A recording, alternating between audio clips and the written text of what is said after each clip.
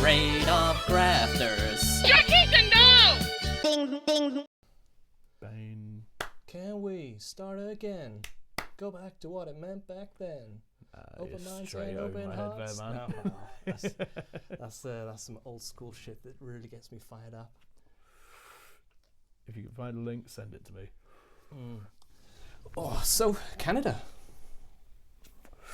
Yeah. You're not tempted to stick around? So, right. So there's a bit of a story behind that. Okay. I went over there in 2019. It was to go and surprise my mate Colin. I don't think you'll have known Colin. Is an Irish lad who used to work at Brudenell. Okay. I knew him because he worked at Belgrave. Best mates for years. And then he moved over there. For like 3 or 4 years, every time he came over to the UK, we missed each other for whatever reason. Like he'd be touring with various different bands, playing guitar or bass for them. And then one day, I had a bit of spare money, and to be fair, I'd gone for a breakup, and was just like, I'm pissed. I need to do something. I'm gonna go to fucking Canada. So I called our mutual mate James, who also lived over in Toronto, a few streets away from Colin. I was like, right, got an idea. I'm going to come over to Canada. I'm booking my flights right now. When's good? He's like, what the fuck are you talking about, dude? I was like, I'm coming over. I want to surprise Colin. Don't fucking tell him that I'm coming. And it was like 6 months of planning. So I went over. James told Colin that he was having a barbecue at his house because he had like a little roof terrace place. It sounds really classy. He lived in a horrible apartment in the red light district, but just happened to have roof access that he turned into like a DIY roof terrace. And there's this amazing video on my Instagram of, I'd not seen Colin for about 4 years at this point, and I'm sat there, pair of sunglasses on, literally like this actually, smoking a cig, drinking a beer. Just waiting for him to talk to James is filming, and Colin comes up the fire escape, and he's stoned out of his fucking mind. And there's like 15 other people there, and he's like, "You right, lads? You right, lads? You right?" Yeah. And then just goes, "What the fuck? What the fuck are you doing here?" Like, hey man, like there's this beautiful moment where we're like having a hug, and we're both like in tears because we haven't seen each other. And he's like, "Why are you here?" So he's Irish, yeah. Yeah, he's from Derry. Yeah. Sorry for my awful Irish accent. My dad's going to kill me because my surname's Connolly. But just like he keeps repeating over and over, "Why are you here? Why are you here?" I'm like, "I'm here for fucking 3 weeks." Like, 3 fucking weeks. Yeah, so I had an amazing time whilst I was over there. Got to know a lot of really interesting people. They all either work in music or in film or something creative in that respect. And my plan was the following year to move over. And then there was that thing that happened. In 2020, something dropped? Yeah, that thing happened early 2020. Kind of killed that. Yeah. Since then, Canada's changed their rules on working visa. Shit. And they've extended it to 35, because the thing that killed it for me with COVID was... Oh, so it's in your favour? Yeah. Oh, lush. So the thing that killed it for me was, one, obviously working in bars and as a freelance filmmaker, specifically a filmmaker in the music industry. Both of my industries shut down during COVID, and I had nothing. I went on Universal Credit for a while, and then we'll get into how I made money in a little bit, but it kind of killed the idea of moving over there because I turned 30 in that time. I went, well, shit. My only other option is to pay for a working visa, which is like a few £1,000s. Then you don't even know if you're going to get it after that, and you have to have a job lined up beforehand and all of that. And then 2 years ago they changed it so you can go in for up to 35. I'm 34 now, so I'm still cutting it thin. But I went over this summer for best part of a month, and as soon as I came back, applied for my work permit. At the moment, I'm in the hands of the gods. Yeah. Like the way it works there for a working permit, it's essentially the same as like a holiday permit in Australia or something like that. Yeah. But I'm in a pool at the moment, just waiting to hear from an immigration officer. For them to get in touch with me is somewhere between 6 to 8 weeks. Once you've entered all your details in, they get in touch and go, right, okay, so you've gotten through. Here's your next steps. This is what we need you to do. So, waiting to find out what happens, because at the end of the day, it's 24-month work permit. At the end of the 24 months, I can extend it for another 12. Yeah. And it's kind of like, well, you know what? I can go over. You could do a lot in 3 years. You can secure a lot of whatever it'll be. On top of that, I could go over, and if I don't like it after 6 months, I can come back. Yeah, yeah. Like, North Yorkshire's not going anywhere. Or England's not going anywhere. I mean, that was literally my perspective when I moved to Leeds in 2000. I used to do funnily enough, I did a newsletter, like a punk rock hardcore newsletter for the local area. Yeah. And the final edition of that newsletter, I was saying, like, look, I'm moving away, going to Leeds. I might be back in a few months with my tail between my legs, looking like an idiot, but you never know, and you've got to try these things. And I think it was very similar when I moved to Leeds. We're like, it's very much. Where are you from then? So, I mean, originally I'm from Huddersfield. Okay, it's pretty close. But nature of my mum and dad's jobs, we moved around a lot over the years when I was a kid, and we settled down south for quite a while in like the Oxfordshire area. And then when I decided what I wanted to do, we moved to Stratford upon Avon so that I could go to Stratford College. What did you decide you wanted to do? Or did you know early doors filmmaking? So originally I wanted to be in music. I played in bands throughout my teenage years and was a skateboarder, and that's kind of where the filming stuff came in, but it was always a hobby. Yeah. And then when I did my GCSEs, I got kicked out of the school that I was at. Literally the day I picked up my GCSEs, the headmaster was like, "Oh, are you happy with your results? Yeah, cool. Probably don't come back for your A levels, mate." Okay. In hindsight, were you a bad lad? You were a bad lad. I don't want to say it on camera what I was up to, but but you were a bad lad. I did some dodgy shit. Yeah. We'll leave it at that. But yeah. In hindsight, you've learned your lessons and you've turned a corner. I did when I was about 27. Okay. Yeah. In hindsight, what he said to me was fucking awful, and I probably should have called him out for it, and he could have gotten in a lot of trouble. Yeah. But you're a kid.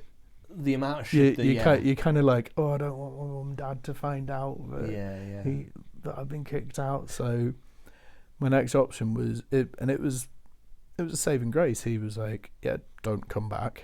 Right, I'll look at college. And I wanted to go and do music technology. Went and looked at Stratford College, and it turned out they only had like an actual proper music course. Wasn't particularly interested in that, and then we just stumbled into this room that had like all these amazing cameras, and it had a full studio, and it had a whole room of editing suites, which were industry level editing suites, and a radio room, and all of this. I was like, the fuck is this? And yeah, I'd been like self-taught making skate videos and music videos for me and my friends' bands and stuff like that.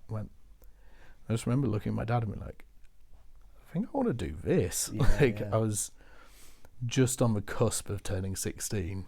Wow, and he was like, well, if you want to do this, let's do it. Like, we don't live that far away, and we can find a new place to rent in this town. Yeah. And so your parents literally moved town to facilitate you going to college at 16. Yeah, that's fucking mental. It was really cool of them. There was. That's insanely cool of them. Yeah. I mean, there was certain aspects of maybe some guilt on their part. I was going to say the moving around thing possibly we'd moved in. around a lot. Yeah. And well, this time it's for the kid. Yeah, it was like, okay, we've moved around. We've put him through Yeah. a lot of shit. With like, I went to like 6 schools by the time I was 11. Wow. Okay. Like moved around a lot, and then. Do you mind me asking, what was it? Not military, was it, or? No. So my dad is a security software salesman. Okay. But what he does, he's more of a consultant. So he works with new businesses, and he'll work with them for a year or two. I get you. Yeah. Get them to the point they need to be, and then he moves on to the next Luca. one. Luca, the Canadian guy from Northern Monk that now works at Vault City. That'll make no sense unless someone watches the other show. So basically, make sure you watch Smashing Crafties episode 2. There you go. Yeah, my mum's now a jeweler. She owns her own business, and it's fucking wonderful. And I do a lot of work for her as well. But at the time, she was working in advertising. But so they were commuting, and it was a lot of kind of moving around depending on where my dad was working at any given point. And then, yeah, when we found what I wanted to do and wanted to go to college and study, he went, you know what? We put you through a fucking ringer over the first 16 years of your life. Yeah. I'll make this work. You got cool parents. Oh, my parents are the best. My dad is very much the reason I'm into the music I'm into and all that. My dad was a punk growing up. Yeah. And I still remember I'd have been 12, 13, Christmas Eve, and first CD I physically owned was he gave it to me as an early Christmas present. He was like, look, there you go. Go upstairs, put that on, listen to it, and it was Nevermind. And I was like, this is fucking class, thanks, Dad. like I'm gonna be the coolest kid at school when I go back. Yeah. And like it was that dad that like let you listen to like Slipknot and Limp Bizkit and stuff, because that was my era growing up. I would have been 12 or 13 when Chocolate Starfish came out and the first Slipknot album came out. So like all of my mates like, we love being in the car with your dad because he lets us listen to all of this stuff. My dad just puts on Radio 4. He's a knobhead. But yeah, that's kind of how I moved into doing that. And stayed down south for a little while. Went to university. Wasn't for me. Dropped out halfway through my second year. Same. Nice. And that's where my hospitality career began. Okay. I worked in a bar whilst I was at university. Where were you at uni? So I did a HND in Stratford-upon-Avon. And then after that I went to film school in London for... Check you out. We're going to London. Yeah, and London sucked. Like, I hated it. Yeah. It was so shit. No, you're not a London person. No. I still work in London every now and again. I'm like, just get me the fuck out of here as soon as I can. Yeah. But yeah, it was very much like went and did all those things. They were very formative, and there was somewhat of a music scene in every place I was at. But then after I dropped out, I moved back in with my mum and dad for 6 months or so and worked in this hotel in the Cotswolds where they were living at the time. Oh, lush. And it would have been 2010.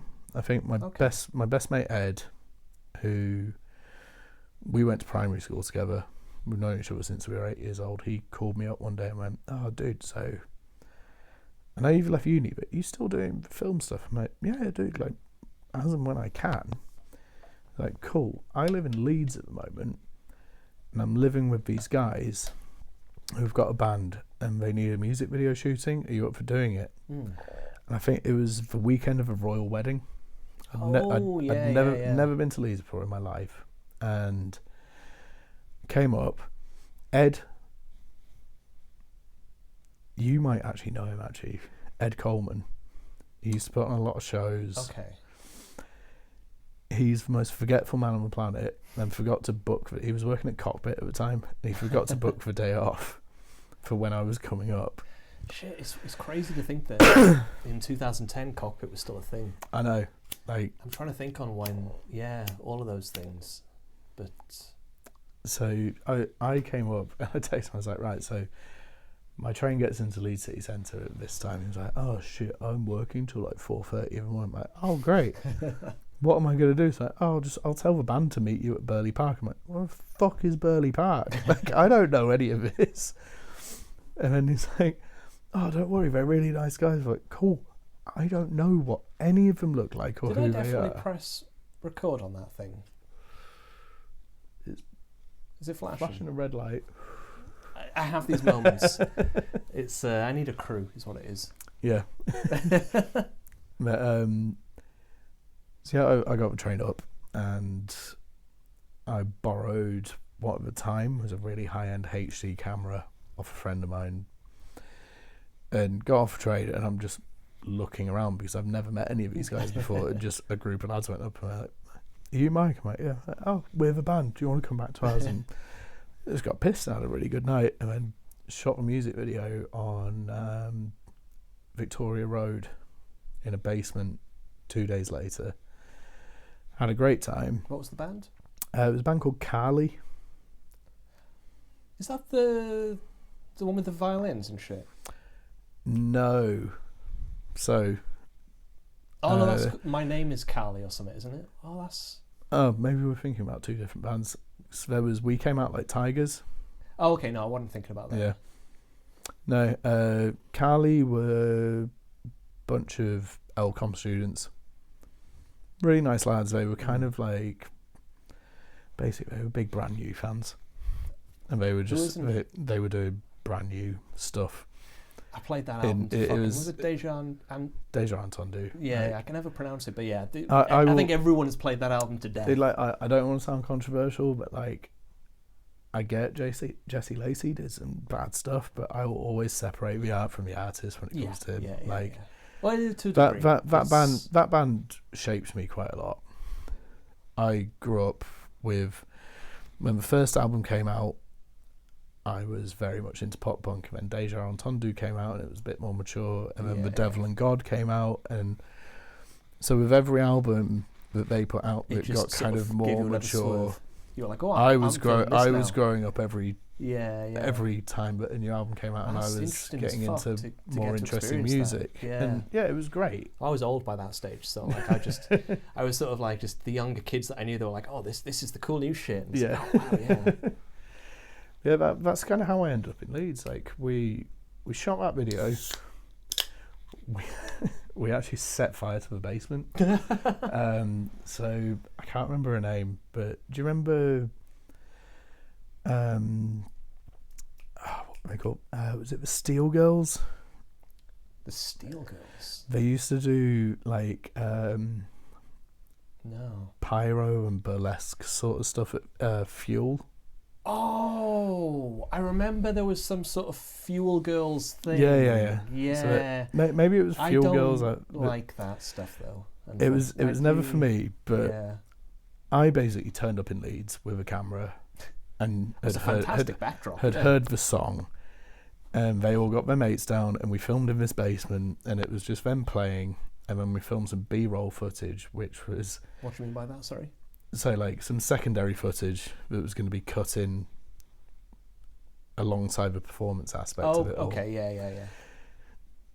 And I don't know, I assume Ben, the singer from the band, had watched like an Atreyu video 10 years ago, because this secondary footage, which never made it into the cut, like as soon as I basically shot it just to humour him. Okay. But it was him tied to a chair in like a little room in the basement with this lass who was like, in hindsight, doing some like very mild BDSM shit, like just kind of like slapping him and stuff. Yeah. But then she started like fire breathing, and just one of the walls caught on fire. And it was a mix between a music video and a house party, and one of the dudes that lived in the house obviously came down because the fire alarms went off, and he was just like, fuck are you guys doing? Get the fuck out, you dickheads. Get the fuck out, you've set fire to my basement. And I'm there like, it's the first time in Leeds I've set fire to someone's house. After that I started coming up and visiting Leeds more often, and about 6 months later. Sorry, you were based in... So I was down in the Cotswolds at the time. Okay, still down there. In this dead end town. Not even but worth lovely, talking about. Visually. It's a very visually lovely. Yeah, no. Small towns, obviously, the it's people like there were filled with small as hell. towns. That is an entirely different commentary. But like, just typically speaking, if when you go to these small town places across the UK, because Britain is fucking gorgeous.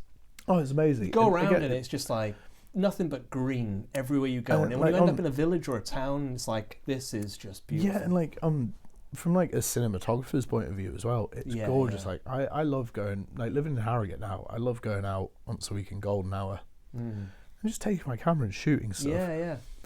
Not for any reason other than just to have it, just to do it. Do it. Because it's bad. It's that thing.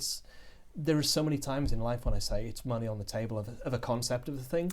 Yeah. And if you're living in where you're living, where it's fucking God's own country. Yeah. Literally and figuratively, and it's like, just you got it. It's money on the table because it's footage that's there to be taken. It's partly that. It's maybe footage that if I want to, I can just drop into a show reel, or I can, and it's yours. I can sell it as stock footage, or part of it as well for me is just going, you know what? Actually, I always loved filming and taking photos, and it was a hobby, and then it became a job. And then I stopped filming for myself, and I stopped taking photos for myself. And when I wasn't working, my cameras would sit on a shelf, waiting to be used. And it's like, I want to make an effort now. I've said it for the last year or so, like, and have made an effort to. I want to make an effort just to go and film things for me. Yeah. Because it's kind of taken me back to what made me start doing this in the first place, and what made me realise I love this. Just the appreciation of getting a beautiful shot. Yeah, exactly. It's as you envision it. It's like, I could capture this, and then you do, and it looks good. Yeah, like just going on a walk and going, oh wait, there's really nice guiding lines here, and the sun's coming through here really nicely. Like, as you were saying earlier, this tripod out. You were saying earlier about the whole concept of like entire video shoots can be born of just a singular shot. It's like, that looks sick. It could lead into something else, and it's... Yeah, well, that's kind of how we ended up shooting Harry's video. Oh, yeah, so how do you pronounce his surname? I wish I could tell you. Fuck. Well, I mean, his surname is Felton Glen. It's what, sorry? Felton Glen. And it's spelled? So Harry's performance name, or his pseudonym, is, let's say, I'm going to say Zoolander. Zoolander, yeah. That's I always fucking stumble on that. Yeah, okay, I don't have to. And so we were chatting about it because the video we shot took. Oh, that's a simplified version of his name. No, it's his mum's maiden name. So his mum is from Polish ancestry. Oh, okay. That's his mum's maiden name. Yeah. And I asked him once, I was like, what is Zoolander? Whilst we were shooting, it was like, oh, it's my mum's maiden name. I just thought it sounded a bit cool. And it's better than his actual surname. Yeah, he was like, it's better than being Harry Felton Glen on Spotify. Felton Glen, like, okay. You couldn't sound more English if you tried. Going, yeah, Harry Felton Glen. I gotta say though, I might actually prefer Felton Glen to Zoolander because I think Zoolander just sounds more like a performer's name. It does. I do understand why he's. But when I was visualizing, when I was trying to think on it, it was like I knew it was Eastern European looking, spelling, sounding. Yeah. But I couldn't draw it from my mind because, again, it's just that thing of like, it's not so much racism, but it's pattern recognition of like I get what you mean. As what the fuck's his name? Culture is your operating system. Anyway, philosopher guy that said that. And it's just, wherever you're embedded, you pattern recognize that is your identity, and that is what you acknowledge and kind of know how to spot easily. And it's, I feel like was it Felton Glen, did you say? Felton Glen. See, I remembered that. And I when I was reaching for it just a second ago, is it Felton Glen? I was like, is it actually though? I was saying noises that I thought sounded familiar, but because there was some like linchpin of Yeah. nativeness. Which, and again, Yeah, this is absolutely. the more I'm talking, the more I'm sounding horrifically racist. But I don't think it's necessarily again, a racist. it's the difference it's, between racism and pattern recognition. yeah, which because is it's the fundamental of Felton life. Glen is a very English, And it's it's very affluent sounding. Anglo-Saxon. It probably type will also name. kind of place him outside of certain cultural catchments. Yeah, so like that's he ain't the going to thing. be playing a squat. I was going to say, calling him Harry Zoolander, I'm probably absolutely bastardizing the actual pronunciation Zoolander. of it. It could be Zoolander. yeah, exactly. But I would say that, like, so again, to this scenario, you've got a squat gig. They're looking for a acoustic lad. Who's going to get picked? Harry Zeliger or Harry Felton Glen? Felton Glen. Is there? See? Yeah. Felton Glen or the DIY squat venue is going to pick Harry Zeliger. Yeah, exactly. So yeah, but And Enemy would pick Felton Glen. It kind of. It might be a career. Oh. Harry, give it a rethink. Your whole career, pal. You've already got everything out on Spotify and Apple But he Music hasn't, and YouTube. Has he put out an album yet? So he's got his EP. He hasn't put out an album yet. And that's okay. So Cool. that's what me and him have been working on, and that will see why he came up. So we were talking about it earlier. But just throw this out there. Check out Harry Zeliger, because I genuinely we went down to check him on Bank Holiday Monday a few months back down at the when bridge. he played the Kirkstall. Kirkstall's the bridge. Was it Kirkstall Palooza? Kirkstall Palooza, yeah, or Bridge of Palooza. He's so good. Yeah, Harry is fucking great. And Yeah. even the covers he was doing, it's like doing insanely well-known songs, bringing something a little different and just doing it that next level. He's a great fucking musician. His voice just blows me away. Like a lady. He sent, so before we shot the first video, he sent me the whole EP, and we met up maybe 2-3 weeks later, and I pitched him 2 or 3 concepts for each song, and then we went with the one that we released last summer. Well, not last summer, just 4 months ago. Whatever. It's so grim outside now. I know. It feels like summer is. We didn't even get a summer. We haven't had a summer since. Yeah, we got. Do you know what? We got a week. Yeah, we haven't had a good summer. There was 2021 had its moments, but 2020 was like. 2020, we had an amazing summer when we were stuck inside.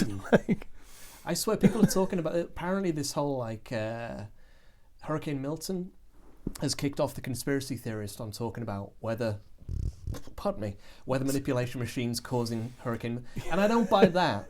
But I've seen it. I buy it ruining. It's a Tory fucking government thing. The Tories are ruining the weather because they hate the people. And the past 4 years, I'm telling you, I've seen a lot of guys talking about. I was about to say Twitter. It's fucking X now. I still say Twitter. Yeah, it's Twitter. Fuck you, Elon Musk. It's Twitter. Don't take this channel down. When you eventually, he doesn't own Google when yet. you eventually buy it, don't take it down.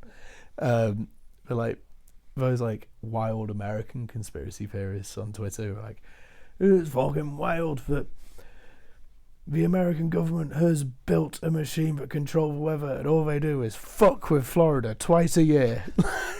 No, I think Florida's been getting those. I think Florida's just fucked because of climate change. Yeah, just a They're bit just in a really bad locale. But then America, full stop. It's like the amount of just insane weather situations that happen. There was that old Bill Hicks bit from the fucking 90s where he was talking about California is going to slip into the ocean. Yeah, it's. But I digress. We were talking about something entirely different. Yeah. So Harry. Yeah, so me and Harry met up. EP ideas. He's got an EP. There's only so much I feel I can say about this because I don't think I can give away certain things because we're still in talks about. There's more. There's more coming at the moment, but don't spill the secrets. Just give us what you. So it's what we were talking about earlier before we started filming Smashing Crafties. When you were saying sometimes when you design something, you'd have one idea and then that would kind of blow out into something bigger. Yeah. And I'd spoken to Harry, and he was like, right, I want to have fun with it. I don't want performance videos. I know a lot of the songs seem quite like somber and dark, but I want them to be quite tongue-in-cheek and have a laugh with it, because that, I mean, you know Harry, it matches his personality quite well. He's a silly lad. And I was like, cool, we can go silly with this. I was like, are you wanting to go narrative? He was like, yeah. I'm like, fucking perfect, because that's what I've been wanting to do for a long time, is do like a full narrative video. I don't want to film people playing guitar and standing on one spot with a spotlight over them. I love doing that, don't get me wrong, but it works for like hardcore bands, metal bands. It's when you shoot and sing a songwriter, it's also it's insanely boring. more engaging. It gives it's almost like that story that draws you in and keeps you watching. Without sounding cocky, it lets me kind of flex my muscles as like an editor, a storyteller, a cinematographer. It lets me work out what I want to tell. And obviously we ended up making that video where Harry, Heather and Cal are a bowls team, and they're playing against the old boys, and they're kind of like these almost like American uni boys, like in their 80s garb and stuff, and everyone's looking at them going, what the fuck is going on? And the whole idea came about purely because I was getting off a 36 bus coming back from Leeds. 36 being the fancy Harrogate bus. Yeah, the big posh the Tory train. It's pretty lovely on there. It's all right. They got the USB chargers before everyone else. Yeah, but now I don't fit because it's a USB-C for everything. But I got off, and there's like a tiny little bowl screen, and I've been listening to Harry's songs all the way back, because I was coming back from one of the meetings with him. I was like, got off, saw these old boys playing bowls on this micro little thing. I was like, what if that could be cool? Because in my head I've been like, maybe we could do like a tennis thing, or and playing football, mate. It's all very like normal. I want to do something a bit different. And then saw these old boys playing bowls, like, that'd be funny as fuck. And it turned out great, and it's one of the videos I've loved doing the most out of the last couple of years. Like, I had so much fun making it. Worked with all of my best mates making it as well, and it was kind of where me and Harry realised that we had a very good partnership working together, because I pitched it to him on a very loose concept, and then we'd meet up and have writing sessions, and then gradually write more and more silly shit into it. Originally it was, there's these guys playing bowls, and it's funny because they're young and the other guys are old, and they're just kind of like chugging beers whilst the other guys are taking it seriously. And then it was like, well, what if we throw this in? What if we do this? Oh wait, what if we like make it a bit of a film, and like there's the part where Cal gets injured and the whole video stops and drops out. We're like, why don't we do that? And Cal Richardson, fair play to him, went all in on that. Like, he was like, oh, I don't really want to fall too hard, because I think it was 2 weeks before Hop City or something like that, and obviously he broke his elbow a few years ago. He was like, I don't want to land on my elbow and do anything. I was like, dude, just fake it, fall gently, and I'll cut it up, and it's fine. And then we shot it, and we literally got it in one take, because he practically did a front flip and just kept on rolling. We're like, yeah, you've got it right there, Cal. Like, that looked like it really hurt. He was like, yeah, my back's fucked. I'm going to go sit down for a minute. We're like, yeah, you're done now anyway. So I guess from a, I mean, not to get crass, and I don't want actual figures and shit, but like from a billing perspective, this feels like it was potentially more of almost a collaborative thing of, this is as much about me getting to do something I want to do as working with you and charging you as a customer. Yeah. So I imagine you probably, it was an absolute mates rates of a thing, because it was. I used to do mates rates beginning of my career. I haven't done that for a long time. It'll fuck you, but in the right situation. But for this, I said to Harry, I was like, because I was thinking then when you were saying you're getting together, you're storyboarding. It's like there's a lot of there where it's like if you were to like actually bill it properly, it would be like, right, so we're gonna have a planning session. It's billable. We're gonna do this. It's billable. Yeah, so that would be how I'd go with bands usually. Exactly, yeah. With Harry, it was meeting up with a mate, having a couple of beers, maybe going for some lunch, Yeah. and we'd just write.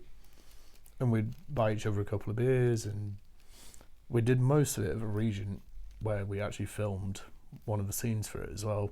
Okay. So the shoot actually took 3 months. What? Yeah, so Wow. if you watch the video closely, You'll see people with the newspapers have got different date stamps on them. Heather goes from blonde Oh. to purple hair. And we kind Continuity of fellas out the window. but we played into it and we're like, you know what, that is just kind of funny. Yeah. Like, we won't even like. What was the film? There was one of the scary movie type films or something. There was a scene where every time the camera cut away from a police officer, the brim on her hat got slightly wider. Yeah, so we actually talked about doing something like that because so Cal messaged me 2 weeks before we were due. So we filmed with Regent stuff. Yeah. And we had a very specific window to film that in. And then, so one of the old boys team, the guy with the big white beard, Ian, he's the president of the Chapel Allison Bowling Society. So he's how we got. Harry knows him because he's a regular at a Regent, and they drink together when they're watching football. And he was kind of our in to use.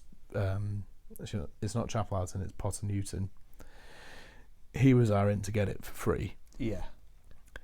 He went on holiday for 6 weeks. Ah, so you had to wait for him to get back before you could. It worked out. It worked out quite well because we had 6 weeks to edit the first half of the video, so that was ready to go. Yeah. And then I just had to edit the other half, and then it was ready to release after that. And me and Harry could film the opening where he wakes up at his house, and we ended up having to reshoot a lot of that. So it was actually a real godsend in hindsight. Okay. I think it was like. What were the mistakes with the original shoot at the house that made them invalid? So we shot in Harry's bedroom, which when we got there was just too small. And then we ended up reshooting it at a friend's house who had a much bigger bedroom. And that was the later shoot? Yeah, where we did the exact same shots, but we just had more space to work with lighting and angles. The smaller room you did actually shoot in though. We shot it, but it never made the final edit. But yeah, that was the thing. So like it was a case of we've shot it. It doesn't really. Yeah, so we shot the entire opening sequence. You know when Harry's making a cup of tea, runs out the front door. Yeah. Yeah. Once he's out the front door, that's his parents' house. Okay. Everything up until that point is my mate's flat in Harrogate. Okay, cool. And that's bigger. Yeah, just a bigger space. Yeah. It was exactly the same, just with more space to work with. So all the shots were a lot tighter because we didn't have room. Do you think if you'd have if the fella wasn't away for that period, you'd have probably just made do with the smaller room shots? I think we might have released a little bit later because reshot it to make sure. We would have reshot it regardless because me and Harry kind of looked at it and just went, this just doesn't quite work. And we'd put the work in at that point, so we're like, we don't want to release anything subpar. And I suppose at that point as well, it's like appreciation that the everything else, every other location, the location is king. But for that one thing, it's like you can pick anyone's fucking bedroom. Just find a pal with a big bedroom. Yeah, exactly. Yeah. And luckily enough, the guy whose bedroom we shot in, he was my camera assistant on the shoot itself. So he's a photographer called Gary from Harrogate, lovely lad. And he came on and he just made everything run smoother on each day of filming. Yeah. So he was sorting out the lights whilst I was rigging up lenses, or I'd be like, Gary, pass me the 50mm. And it just meant that I didn't have to worry about anything. Yeah. I had him on hand just to sort stuff out whilst me and Harry was working both as an actor and a producer. For instance, on the Regent, we had, I think, about 10 locals, because obviously you've got the shots of them all like watching them walk through, and they go, yeah.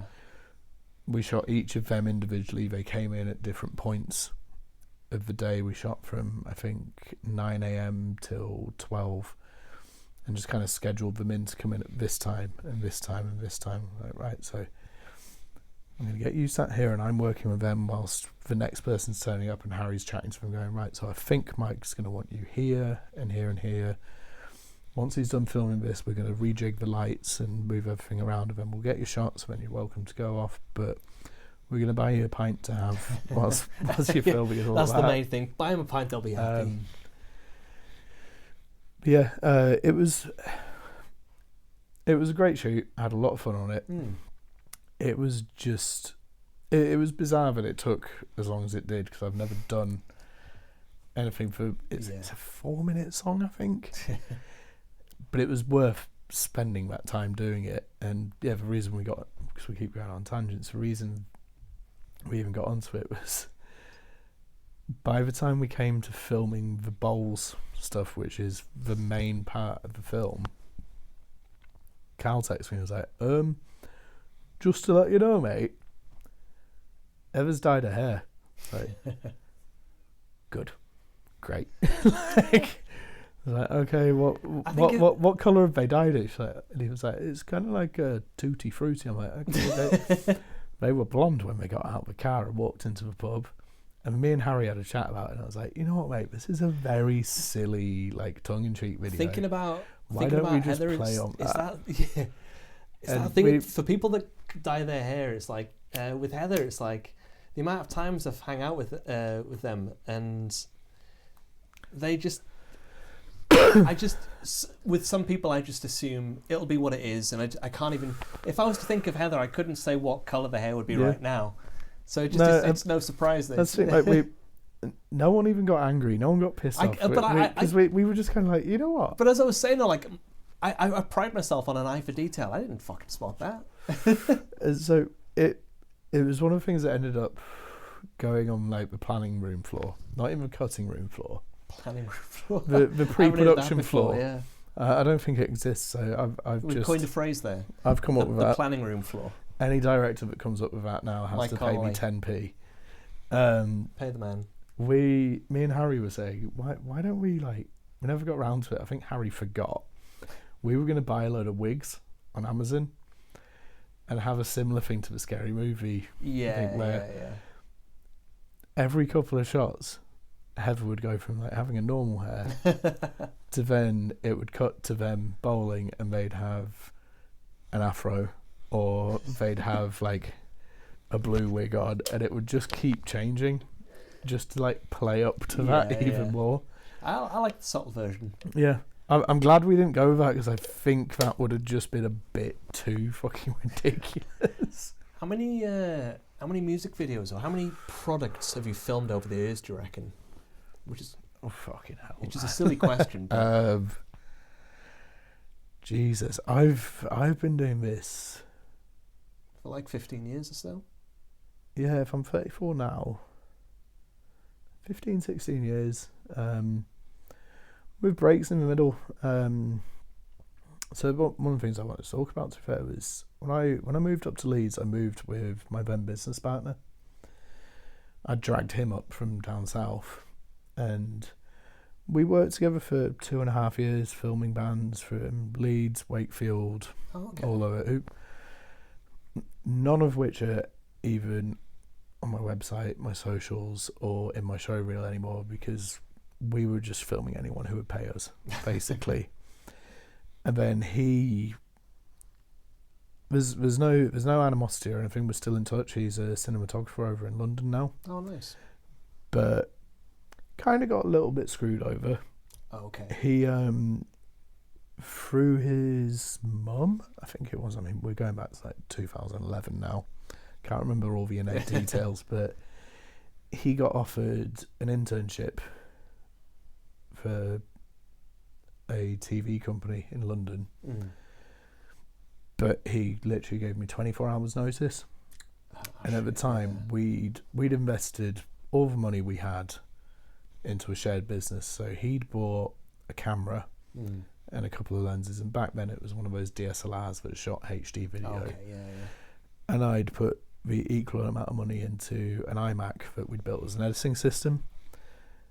But he literally left our house which meant all of our rents went up and stuff. Yeah. And he took the camera with him. And at that point, I was 21, 22. I didn't really know how to get jobs as an editor or anything like that. And I kind of stopped doing anything. And I lived with, you might have known him, Stephen Hughes. Don't know. Lived with a lad called Stephen at the time, and he was working at the Belgrave. And he called me up one day because I'd packed in hospitality work and everything at that point. Yeah. And he went, "Oh, we're really short of staff. I know you've got experience. Can you come and work?" And that's how I ended up working there. Okay. And I did about 8 months working there, where I was. So this is 2011. Yeah, 2011, 2011 was when I moved up. So it would have been, I think, 13. I think Belgrave opened in 2013. So I'd lived in Leeds for a year or two at this point, and Stephen called me, and I think the whole filming thing fell apart late 12, early 13. Okay. And like I said, a few months later, Stephen called me, said, "We need staff at the Belgrave tonight. Are you up for it?" I was like, "Yeah, cool." Did a casual shift and then got offered a job. And that was how I kind of fell back into hospitality. I spent a long time working there, trying to work out what I wanted to do next, because after this dude had left, I was quite disillusioned with the whole filming thing. I was well... But also, like, your trust levels have got to be, like, out of whack. Yeah, because it's like, what anything I do, I'm not really going to be able to, like, set it up and run it myself. I need a partner, and I can't get a partner because what if they just fuck off for 24 hours notice? Yeah, because, I mean, at the time, I couldn't afford a camera. Couldn't afford it. I had this fucking incredible editing system. This is my situation now. It's like, and just kind of briefly segue. So I got this piece of shit camera, and I realised, right, I need to up the game. Hence the bullshit lighting. £6 lamps from Argos. Mate, it does the trick. Yeah, but the thing was, like, right, I knew that I needed to get a 4K camera, but then I realised that the piece of shit editing software that I use, Windows Movie Maker. Dude, that's where I got my start. Exactly. It's simple as fuck. It's free. It does what you want. It does what you want. Yeah. Except but that doesn't like 4K. So then I was like, right, I need a new editing suite. And then I realised, well, if I've got a new editing suite with the 4K, the memory it's going to use, all of it, I'm going to need to upgrade the laptop as well. So now it's like, I need a new camera, suite, and laptop. And it's like, I'm a poor motherfucker. I can't do this shit. Dude, at this point in my career, I'm still at that point. But yeah, so this is why. So these lamps, if the hopefully pray to the gods of cinematography, the quality looks slightly better than Davo's last episode. The reason is 6, 12, 18, £24 worth of Argos lamps that have been strategically placed around the room because I can't afford new camera, new laptop, new editing suite. So yeah, but sorry, you're back to 21 and you can't afford shit. Couldn't afford shit when I worked at Belgrave, and it was class. Like I said earlier, I'd worked in bars throughout uni in college. Basically, from the minute I turned 18, I was like, I want to work at a bar. That looks cool. Yeah. I worked in a lot of shit places. Like I worked for Table and like chain places like that. Yeah. And that kind of killed whatever idea of working in a bar was for me. But I worked at Belgrave, and I was like, this is actually pretty fucking cool. Like, I like this. And they offered me a job. And I went and did that, and it came to their New Year's party, and I was talking to Ash and Simon, the owners, and they said to me, like, "Am I right in thinking that you're a filmmaker, or that's what you did, or something?" I'm like, yeah. They're like, "Are you an editor?" I'm like, yeah. Like, right, because we're doing this thing for New Year's Eve.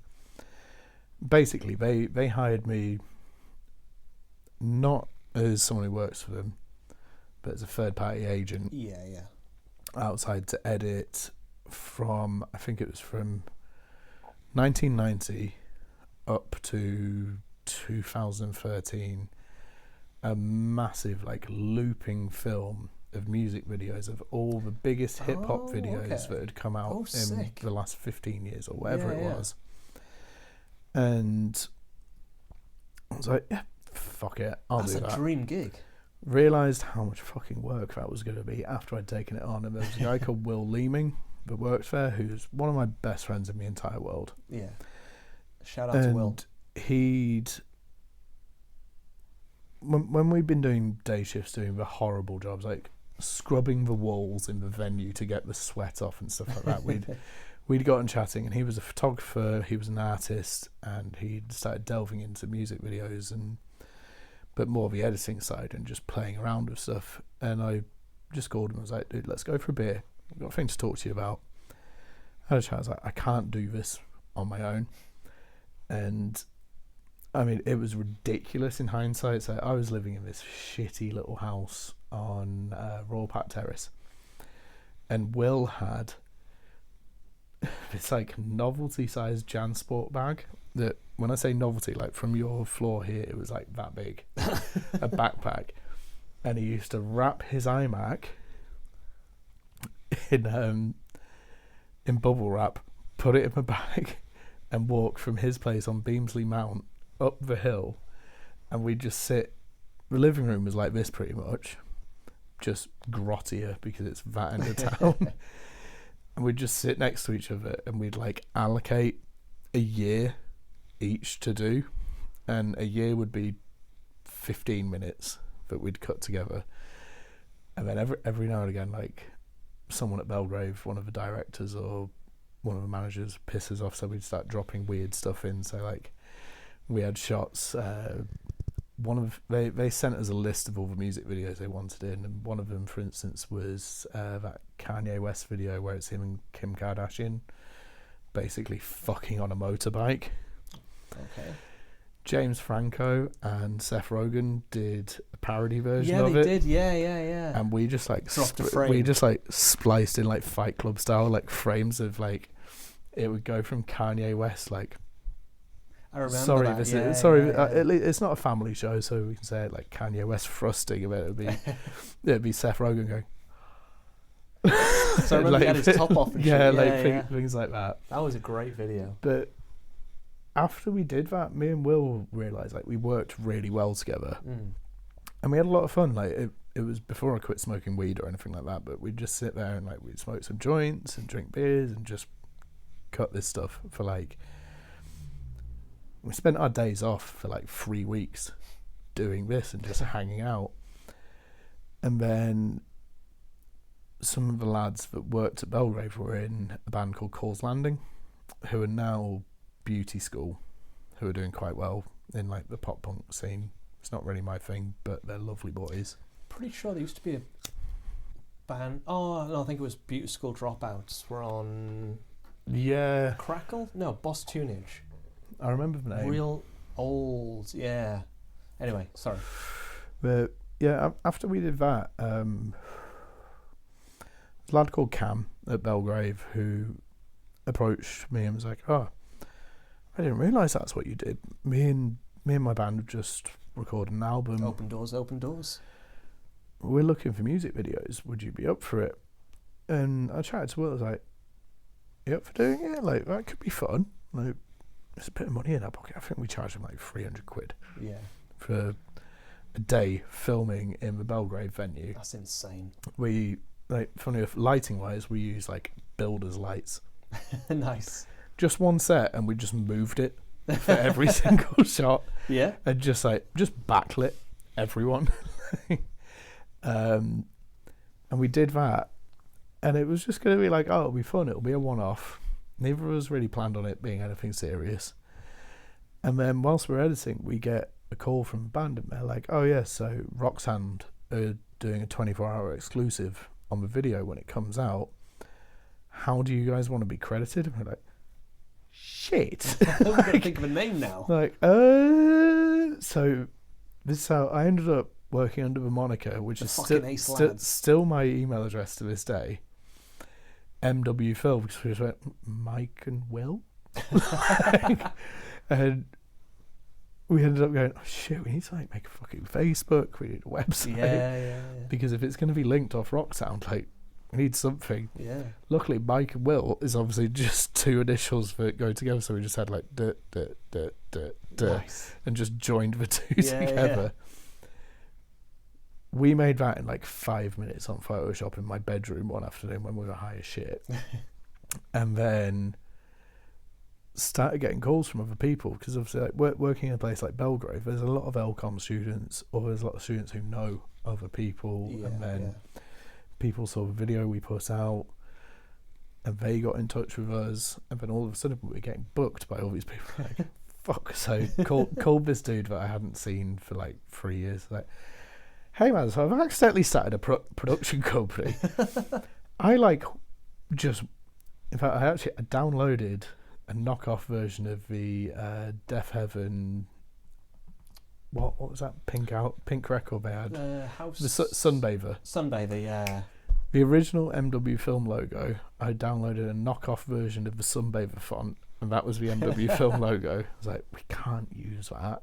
Like, it was fine for one, but we need something. Called this guy's like, can you just throw us together a logo? He's like, yeah, man. Like, tell you what, I'll do it for. I'm like, thank fuck for that, because I'm skint. And me and Will ended up doing like great stuff together. So we did 2 or 3 videos for Cole's Landing. We worked with a band called Weirds, who, again, some of the guys from there worked at Belgrave, and that's how we got to know them. We did an exclusive record store day release with them, where we filmed a live session in the upstairs of Tall Boys, and that got released as a digital download on a 7-inch that they put out as part of they got funding by PRS. Oh, nice. For record store day exclusive 7-inch. So basically you went to Crash Records, bought a 7-inch, and then you got a token when you bought it, and you went to Tall Boys. And when you went to Tall Boys, in fact, I think it might be Northern Monk that did it. It was called Weird Beer. Oh, okay. And it was a stout that they'd done as a collab. Yeah, it was the early days of Northern Monk. So we're talking, this is 2014, 2015. Yeah. So it was a limited edition run of beers that you could only get from Tall Boys. Limited edition 7-inch. And when you got home, there was just a piece of paper with a QR code, and you scanned that. And it was just an A-side and a B-side. And we recorded a live session for each track, which somewhere there's 500 people that have got a copy of that. Yeah. I don't know where it is. I've not seen it in nearly 10 years, but it exists. Well, funnily enough, I have a copy here. It exists somewhere. So, I mean, you work in Belgrave, you're picking up all of these side hustle gigs. Has that been kind of the theme then? The filmmaking has been the consistent side hustle, and the hospitality is paying the bills? Yeah, so it was that for a while. So I did Belgrave for a while. Ended up working with another band from there as well called Koyo, who are still going. Koyo, Koyo. There's 2 bands actually called Koyo. One is a prog band based in Leeds, who are the ones I worked with. The other one's a hardcore band. I like them both. Yeah. Koyo are playing, the Leeds ones are playing... And this is the one you worked with, the yeah, band. Yeah. They're playing a Halloween show. I think it's at the Duck and Drake, but don't quote me at that. But they've and just... the hardcore band were based from where? Fuck knows. They came up on Spotify once and I was searching for the other ones. But yeah, there were about 4 or 5 bands I worked with, literally just from the people that were working at Belgrave, and they were members of. There was one of them who was a member of the band. But then, as you say, you're probably giving them the mates rates. If you're doing 300 for a video, then and I mean, Weirds, we carried on working with for years and years. They ended up on Alcopop. Oh yeah, oh sure. And they put out an album, and then things happen. It's not really my place to say what happened, because I don't know the ins and outs. Things happen with pop punk bands. Well, Weirds were not a pop punk band. Oh, well, they were great. You'd love Weirds, to be fair. They were kind of like a mix between like prog and metal, and just very intelligent music, to be honest. Like I don't really know how to describe what they were, I'll but check it out. they were a big mainstay at Broodnell for a long time. Their album, which was called I wasn't Swarm Culture. really around in those years. Yeah. So yeah, I had a bit of a No, downtime. I'll send you a link to them. Yeah, they, cool. they were class. Yeah, we did a lot of fun stuff with them. I've probably got like 3 hard drives full of footage from the years that we toured, and we shot a few videos for them, and we put out a short film when they were recording their album as well. But So, yeah, but a lot of that stuff seemed that, came yeah, from yeah. Belgrave, and then I left for Belgrave, and I ended up going to Chapel Alton and working at the Woods for a while.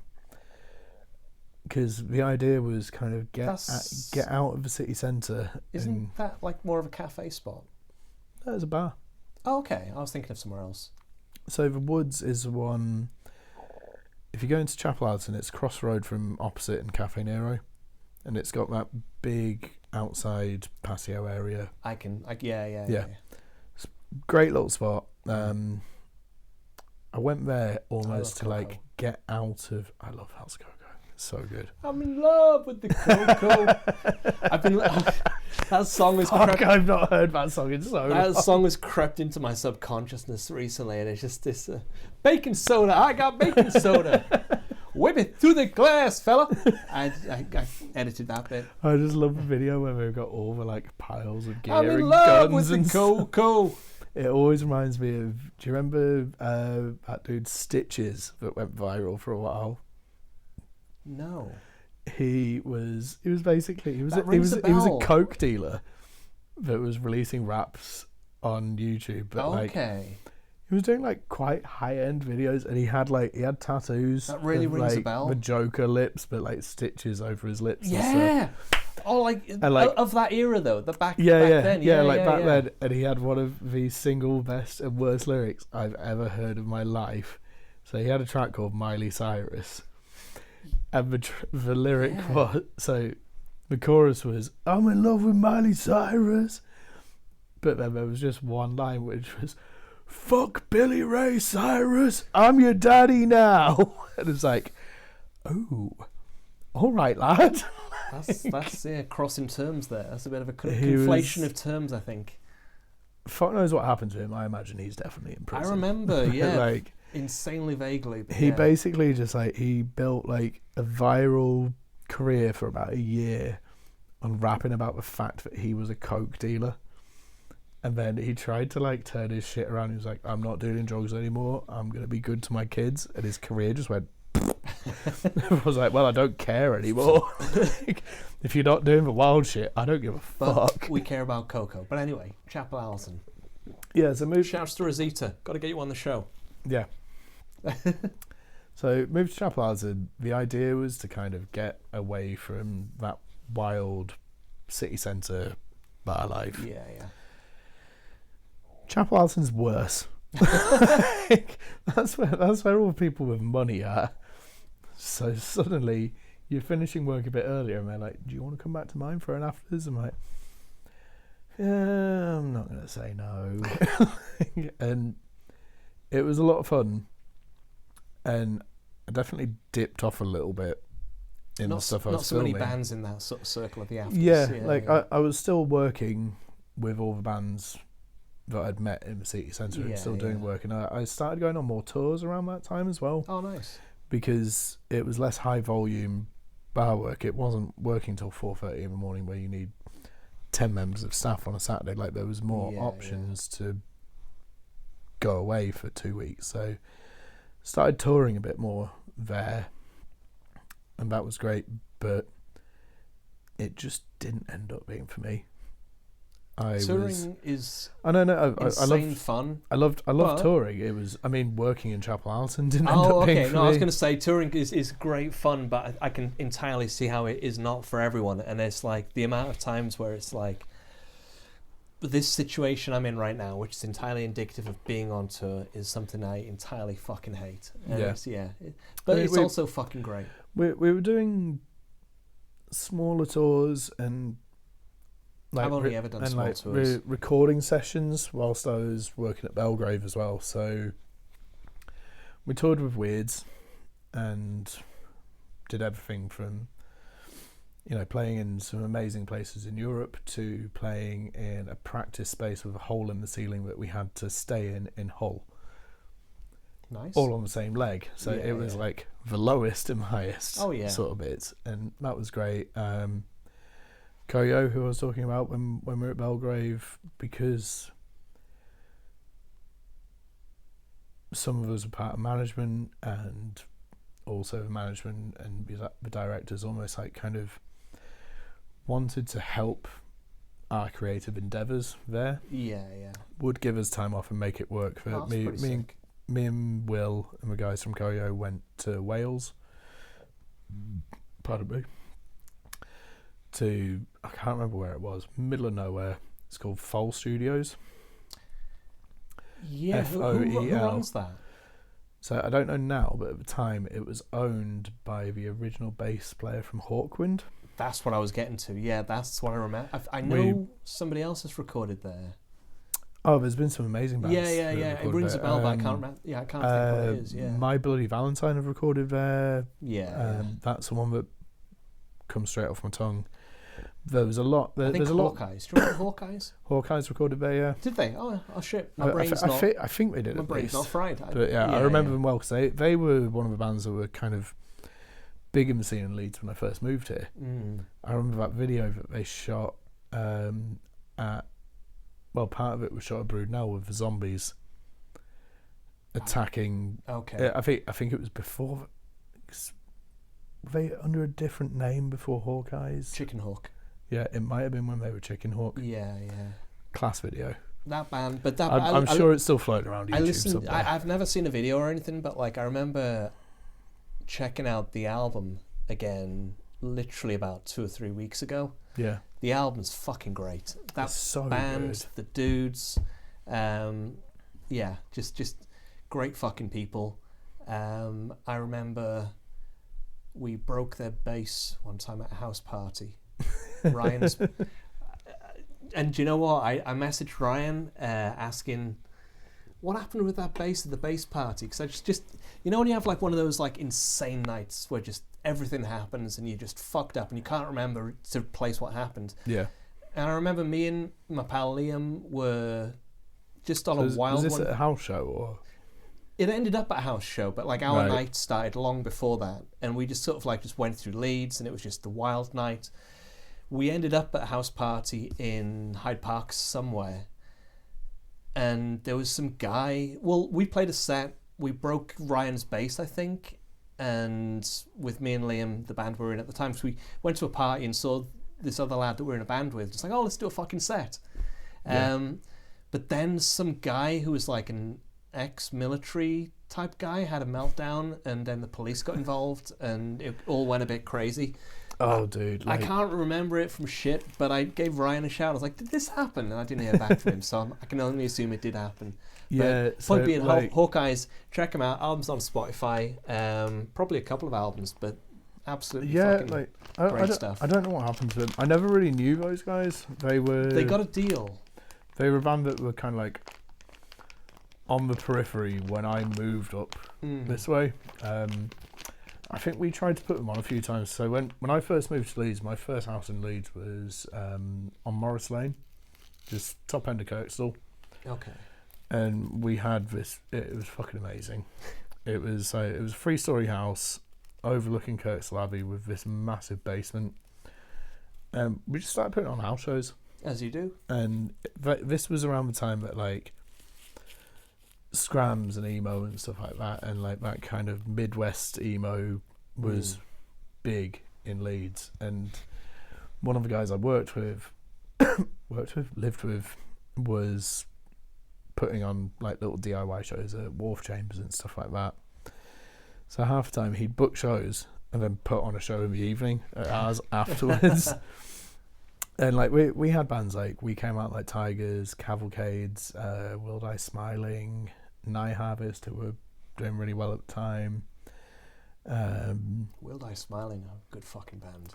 They were so good. Tom, he does that print shop, doesn't he? What, Tommy Nichols? Yeah. No, not Tommy Nichols. So Tommy Nichols was. Wait, am I thinking of a different band? No, I'm sorry, I'm thinking of a different band. Tommy Nichols was in Will I Smile. No, Tommy Nichols was in Will I Smiling. Will I Smiling, and he was the sound guy and lighting guy for Raw Fat Sellers. I was thinking of Tom Pratt. Sorry, two Toms. It was Tommy Nichols. He dropped off the radar a bit for me, but I love that guy. But he had a kid. And he still you'd see occasional post pictures of him and his kid, little lass. But yeah, I keep Tom in Pratt's touch with him somewhat. Run Walk, that was the band I was thinking of. Run Walk. Name rings a bell. They were also, unfortunately, on a label I was on, Holy Raw. Things went wrong. Oh no! I know. Which is it is that what label it is. That no one talks about anymore. But Tom Pratt runs a t-shirt printing company out near. Do you know Owen that runs Against the Grain, that bar? I know Against the Grain, and I've seen you post about it. Owen's a lovely dude, but and I'm sure I know him by face. But it's out like that when we were talking about Ed. You'll know Ed by face because he was putting on the shows that you were probably going to, and wouldn't be surprised if he put on your band. I'm just at trying some to point. probably. I'm trying to think. Swinnow Grange Mills, I think is what it's called, where Against the Grain is. It's a real like sort of crossroads of like Pudsey, Bramley, places. But point being, I think Tom Pratt's got a print place out that neck of the woods. Those kind of little suburbs of Leeds are where all the nice spots are turning up now. Yeah. Like when we were talking about Melbourne earlier. Well, over in Oakwood, like it's it's a fair trek out, but it's a great pub. And who runs that? So that's Sam Howarth and Nick Lofts, who are from it a group Brunswick. So is it? So Sam and Nick have got Brunswick, and the Melbourne's just theirs as well. So I wasn't sure if part of anything bigger. I wasn't sure if Brunswick was part of a group or it was. No, it's just theirs. Okay. Full independent gaff. Like, my mind fell over on that because I had the association with Davo from the previous episode. Yeah, Davo had the connection with Sato and Brunswick. They were tied to Sato initially. And I only found out when I watched the last episode that they don't have anything to do with it. But like I think Dave said, he was like, "There's no animosity. It's just they're concentrating on this." And they've got a new spot opening up, the Woodside Tavern. Oh, okay. Which, so they're becoming a group. Yeah, well, it's still just theirs. Like they're still but essentially it's still like sort of two dudes, but it's kind of like becoming an entity. Yeah, so I know those guys because Nick was the one that hired me at the Belgrave. He was a GM at the Belgrave when I started there. And so he's like industry that's then branched off and set his own thing up. Yeah, so Sam was one of the bar supervisors when I started at Belgrave as well. Yeah. And I think it was about a year or so later they went off on their own and started that. And there were a few other people involved, and now it's just those two. We're going to stop 2 seconds. Never done this before. I need a piss. What was it? We were talking about Nick and Sam, weren't we? Yes. New Brunswick fellows. Yeah, so they went off on their own debate, and fucking fair play to them. They've smashed it.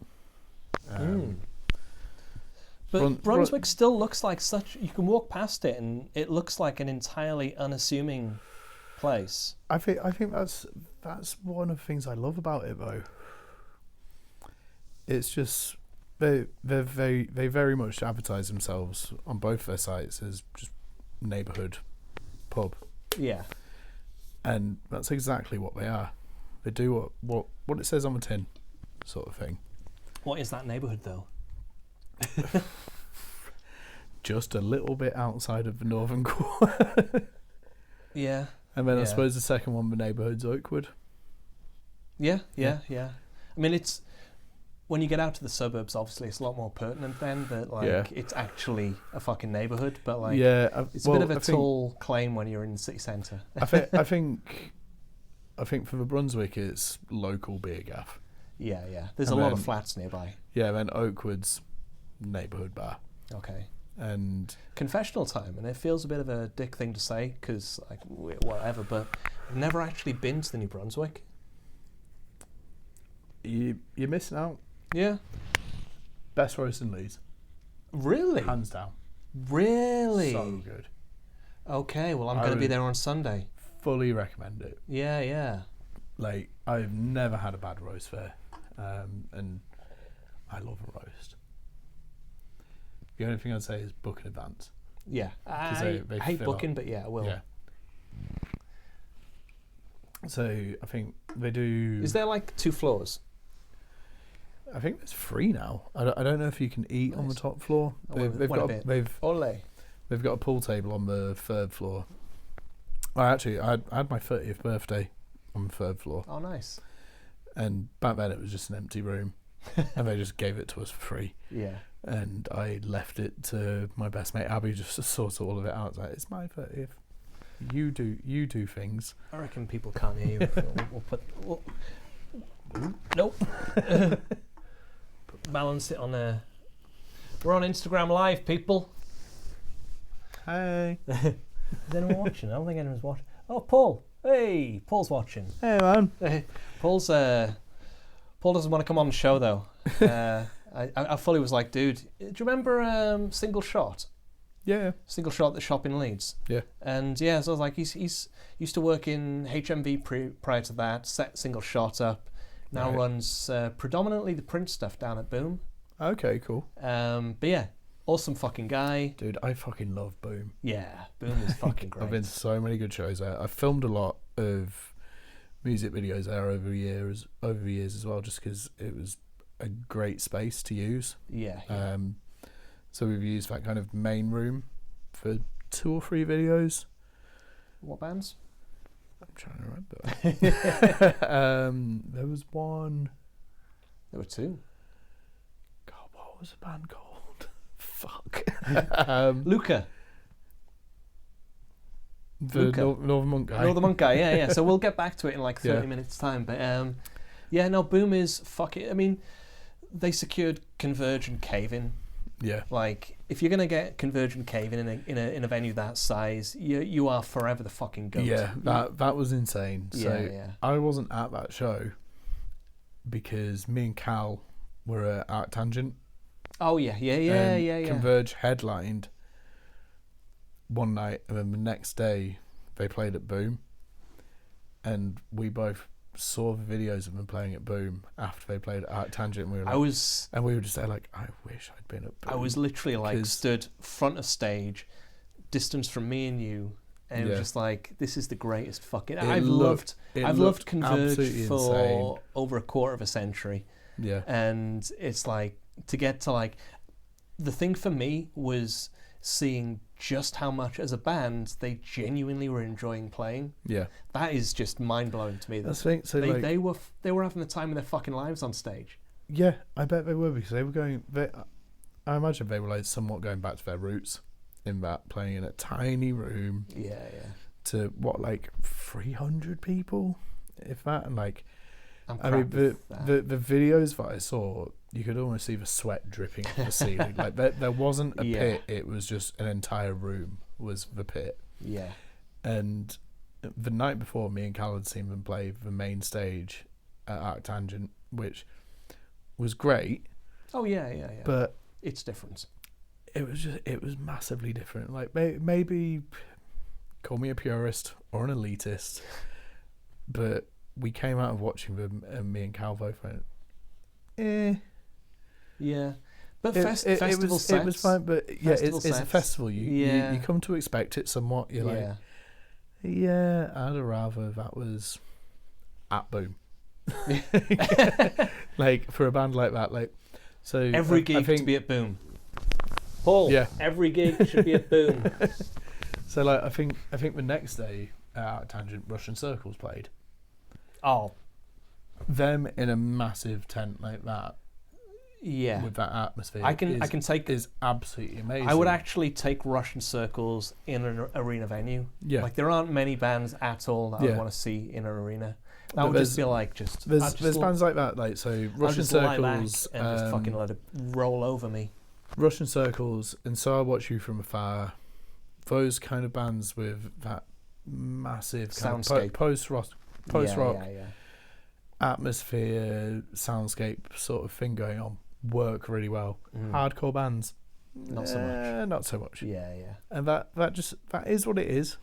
Again, we'll come back to the conversation we had with on Smashing Crafties. Scale. Yeah. Not everything works when you scale up. Yeah, exactly. Like, some bands deserve the hype they get. I mean, don't get me wrong.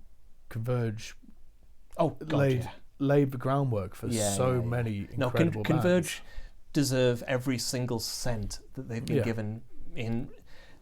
I'll have their back on fucking whatever they've done. You know, they could do a fucking Pepsi advert. Be like, well, no, but you know what? The reasoning though is when you look at it though through this thing, it's like I will argue it.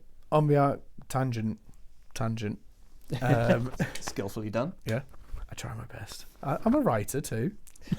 One of the other bands we saw that weekend who played the main tent were Deaf Heaven, and they played Sunbather in full. Oh, nice. Which were like, that's going to be fucking incredible. But it's a festival. There's only so much control you have. So they had... It was fucking sod's law. They had tech issues. So they played Out Tangent, and it was in the middle of touring the album playthrough. So then they were playing Manchester and Bristol and everywhere else in actual like normal sized venues, and we saw them at the festival, and they had a massive projector behind them, which for the first two tracks had essentially Windows XP. Just like, that kind of kills the mood. It wasn't Windows XP. It'll really take you out of it. It was the normal like Apple Mac background for whatever, like Sierra or whatever they've got running there.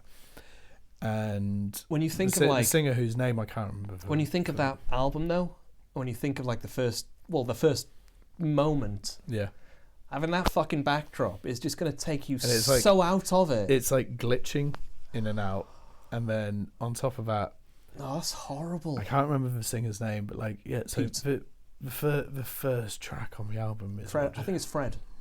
Fred, yeah. From Deaf Heaven, Fred. He's the singer, Is it actually Fred? Yeah. I don't know if you're being sarcastic. Well, his pals call him Frederick, but you know. Yeah, Freddie. Freddie. Freddie's mic's not working. Really? Oh, shit. And he's like, it's kind of like, it's cutting in and out, and you're like, oh, fuck. Like, me and Cal are looking at each other going, oh, shit. To the point that he walked off stage, came back, and he's like, and then, to be fair, it was one of those like beautiful, perfect timing moments that couldn't have happened in a better way. Yeah. That all of a sudden, the projector just burst on and started working, and he plugged in his new mic and it just worked, and it was right at a drop in I think it was the second or third track in the album after like everyone's been stuff going, what the fuck is going on? And when it happened, the whole room went, fuck. And it was so good. I loved every minute afterwards, but at the same time there's still that kind of hindsight going, it's a compromised experience. I wish I'd got tickets to see them in Manchester, where they'd have had all the time. It was their gig. It wasn't a festival. It was their gig. It was their show, and they could have checked over all of that sort of stuff and made sure that it wasn't going to happen. But obviously, they've turned up. This is what we're doing. Right, come on, get on stage, go. Like, I would not wanted to be one of the guys backstage doing their tech side when he's coming back. Oh, Jesus, like, can you imagine? My mic's not working. And he probably didn't even realise until he was backstage that the projector wasn't working. Like, yeah. Because they're not going to see any of that. And it's not like Deaf Heaven or a small band. Yeah, he's going to come back on stage and go, wait, what the fuck is going on? Yeah, like it was class. Yeah, but again, it's that scale thing. I think we've entirely fallen off the rails there. Yeah, we keep going on weird little tangents. It's all good. So you're in Leeds. you've hooked up a pretty decent little roster of clients on the freelance tip whilst at Belgrave. Yeah. From Belgrave, you went to So I went to Woods and Chapel Alton. Woods and Chapel Alton, which made those connections. Yeah, and I bridged out into other work whilst I was there, Okay. which Outside of video production. no, still in video production, but kind of moving away. I was still doing a lot of the music stuff, but started shooting. Corporate money jobs? Yeah, basically. Okay. So doing like walkthrough videos for the bar that I was working for. Okay. And so we were kind of like changing the roster of what beers we had. Oh, we'll save it. We'll save it. Changing the roster of what beers we had on offer every month or something like that. So to help with socials, I was taking photos of new beers coming in and things like that, and then that kind of branched out to other bars seeing that I was doing that and approaching me, wanting me to do that for them as well. I have been saying for an absolute minute now that like whenever you work in a bar, you're literally surrounded by just constant content. Yeah. And if you work in that environment with that eye, like... Yeah, it was beers and food, and then we started doing cocktails. So it was like if we had a special pizza, they go, oh, we've got a pizza of the week coming in. Can you bring your camera in? Yeah. I'm like, yeah. The stupid thing that I was doing was not charging them extra for it.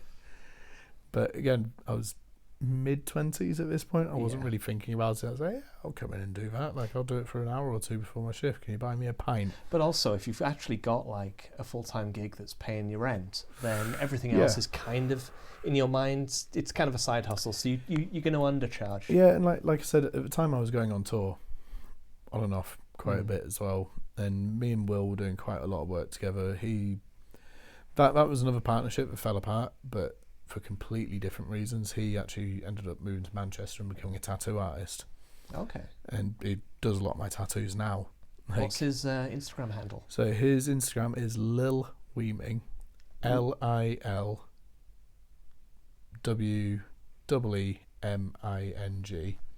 So we'll spell it out there on the screen. I do that because it's like my mind is in the post-production phase and I'm just visualising what it's going to do. Sense. I'm only saying this just so I can sound cool to you. We'll circle back around to him at some point as well, because I'm doing some cool work with him at the moment. Basically, his name's Will Leeming, so it's Lil Weeming. Inversion, yeah. He went off and did his own stuff, and I kind of ended up concentrating on that corporate hospitality side of stuff for a while, which worked well for me when COVID happened. Because all of a sudden, all of these bars and people that I knew in Leeds were shut, and they still needed to stay relevant on social media. Yeah. So they're like, oh, could you come down and we'll do like a socially distanced shoot of our cocktail menu, and you can have the cocktails and you can have the food. I'm like, that's absolutely fine with me. You can pay me this much for the day. That's money in my pocket whilst I'm on universal credit. And get a bit pissed. That's fine. And yeah, it worked really nicely. The Woods was a weird place. Left there, and I went to Alley Cats after that. That was just after they'd opened, and it's kind of like an American diner sort of spot. Doing cocktails, craft beer. So 2014, 15? No, it was way later. So okay. 2018. I left Belgrave in 2016. Oh, sorry, my timelines are out back. So I left Belgrave. You were at Belgrave for a minute then. I was there for a few years. What would you say kept you staying there? I really enjoyed Complacency of youth? Yeah. Drinking. Yeah. No, just you were in a good place because I was Belgrave, in a good place, and we got to remember as well. This is like the early days of Belgrave when it was the cool fucking spot. Not that it isn't now, but like early days, it was. It was a time where they was a hell of a lot cooler. They were putting on a lot of really cool shows. It wasn't just. I mean, I've not been in years, but from what I see, they're putting on just like whatever's kind of niche and cool gigs wise these days. When I was working there, they put on Fucked Up, they put on 65 Days of Static, they were putting on like all dayers. They were doing cinema events. They were doing all sorts of like really interesting craft beers. Like we had one of the first Northern Monk launches there in 2015. I can't remember what beer it was, but it was like a very specific special beer that Northern Monk were doing, and we did the launch party for it. Yeah. I loved working there, and there was not so much a career path, but I started out as a part-time bartender, then went full-time, and then got made like a team leader or whatever you want to call it, and then moved up to supervisor. And part of the reason that I left was because all of a sudden an assistant manager job came available, and one of the lads that I basically worked with and trained up to be a supervisor with me got the assistant manager job. There was no animosity there or no qualms about it, but one of the part-time staff went, why has he got that job over you? And I was like, well, I didn't want it. And I went, why not? And I went, well, I've already got my filming and everything that I do on the side. I don't want to take on any more responsibility. I've done everything I want to do. I went, done everything I want to do here. There you go. Maybe it's time to move on. Yeah. So went and worked at the Woods. As it was a drop down as far as like your bar career goes, but it was very much like, well, I'm going to go here. I'm going to do this because I've been at Belgrade for a while, and it's had its time. It's done everything that I want to do with it. And I was having a lot of fun there. Like me and Adam Fennick, I don't know if you know him. Don't think so. Big lad, massive beard.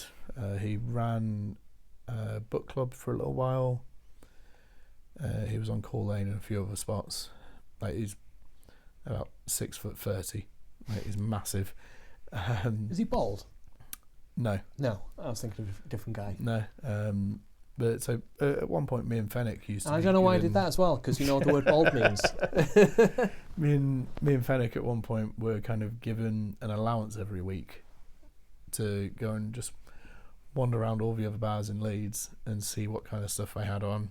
We'd get our receipts and then get our money back and go, right, so this was really good, this was really good, this was shit, this was good, and then we'd order it in the following week, and that was like part of our jobs, because by the time I left, I was the cellar manager, I think it was, and one of the bar managers, and so part of my job was just checking out what beers were available.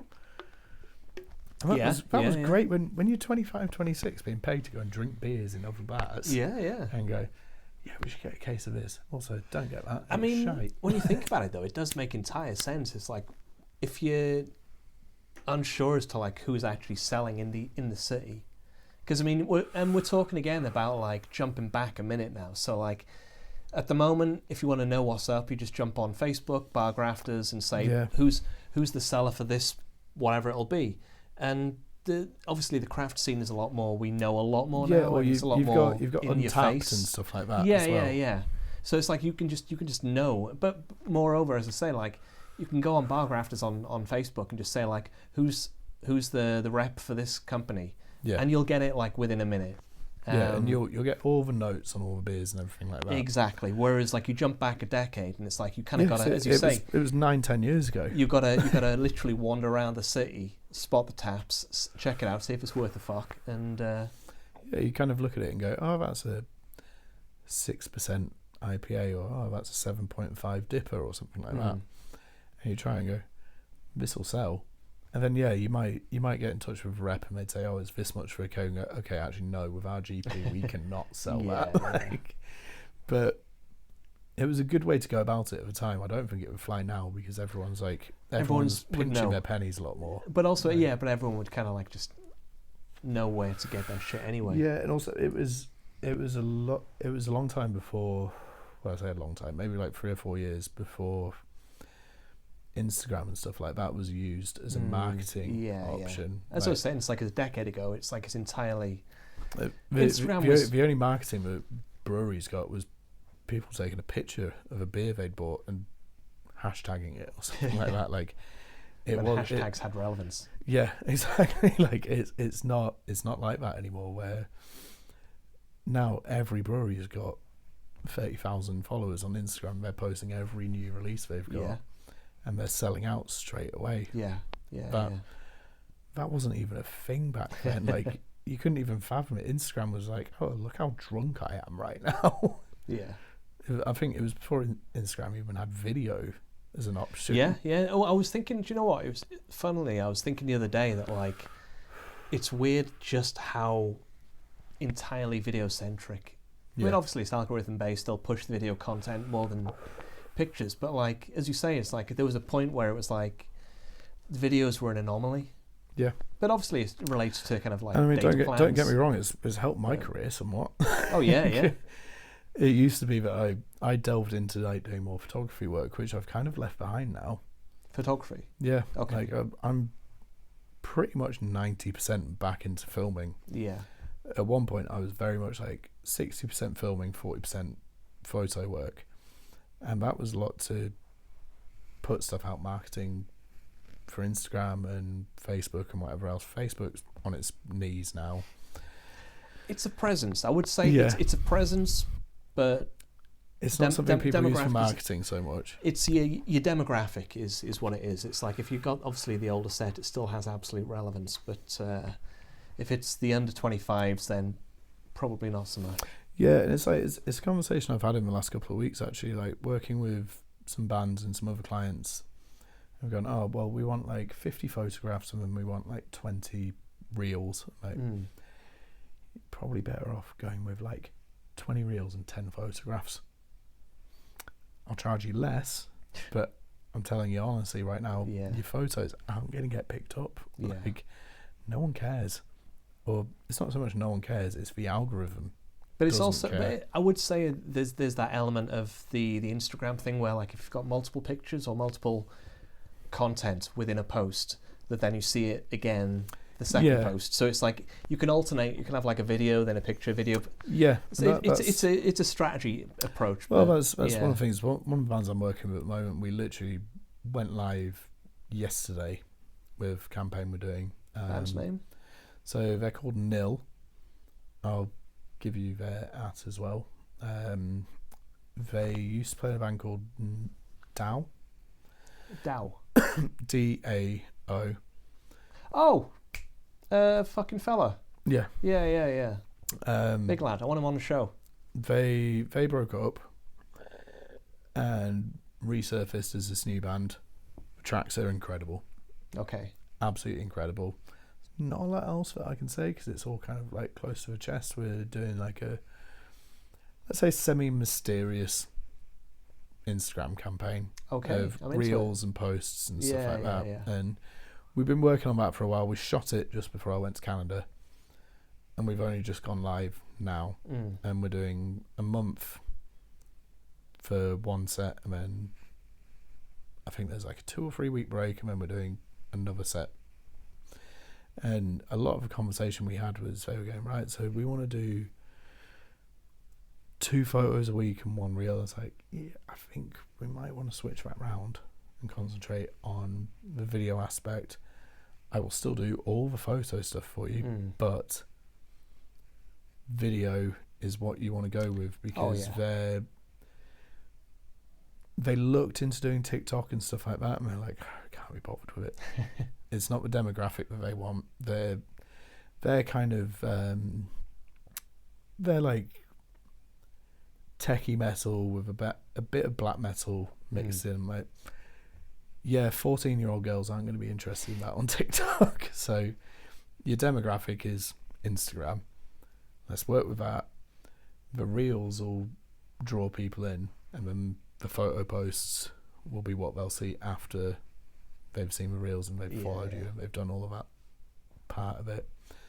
And it's been a lot of fun working on it, to be fair, because they kind of went, look, we have a rough idea, but we're kind of ready for you to just do whatever. Do your thing. Yeah. Because I worked with them when they were DAO, and I've kept in touch with them ever since. And again, they were another one that I got to know because of hospitality. One of the band members was a friend of mine, and when this new band started, they're like, we want to get you in on this. I'm like, yep, let's fucking do it, lads. Like, And yeah, that's been a lot of fun. Where are you working at the moment? So I'm working in probably the best hospitality job I've ever had. Well, tell me what the fuck it is. I'm working at the Montpellier pub in Harrogate. It is essentially like someone who's picked up a little village locals pub and just dropped it into Harrogate town centre. And call it Montpellier. Well, it's in the Montpellier quarter. What the fuck's Montpellier Quarter? Sorry, we're talking about the Harrogate existence now. And we have to stipulate that if you're a lowly scum like you or I, from outside, we refer to the city. Is it a city or a town? It's a town. It's town. a spa town. We refer to the town as Harrogate. Harrogate. But if you live in Harrogate, you refer to it as... Harrogate. This was a beautiful differential. Because we used to play a lot of gigs in Harrogate, and it was just this thing where like anyone from Harrogate, it's Harrogate. Yeah, we play Harrogate. You Harrogate. It's pronounced Harrogate.